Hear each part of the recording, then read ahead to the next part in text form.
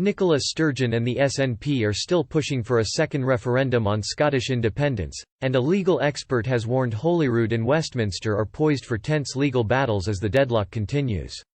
As Prime Minister Boris Johnson won an 80-seat majority in December's general election, the SNP enjoyed their own success in Scotland. First Minister Nicola Sturgeon argues that she now has a mandate to push for a second independence referendum. But Mr Johnson denied this request, provoking Scottish nationalists to seek a transfer of powers from Westminster to enable the SNP to call a new vote on independence. After the election, Ms Sturgeon formally requested powers from Westminster to hold a second independence referendum, but the notion was firmly rejected by the Prime Minister. Without legislation passing through Westminster, another option for the SNP was a Section 30 order, which allows Holyrood to pass laws in areas that are normally reserved to Westminster. It was the order used to secure a vote in 2014, and is the route Ms Sturgeon has opted for once more.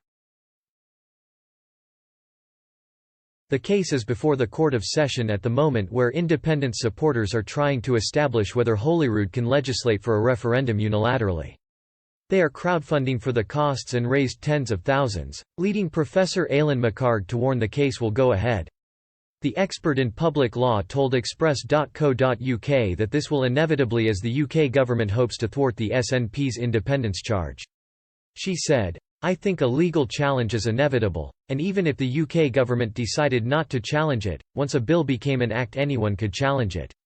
Someone will take it to court. If the current case doesn't succeed in the sense that they say we aren't willing to make a decision on this until there is a bill, which is a likely possibility, either the UK government could challenge it pre-enactment or anybody else with an interest could challenge it."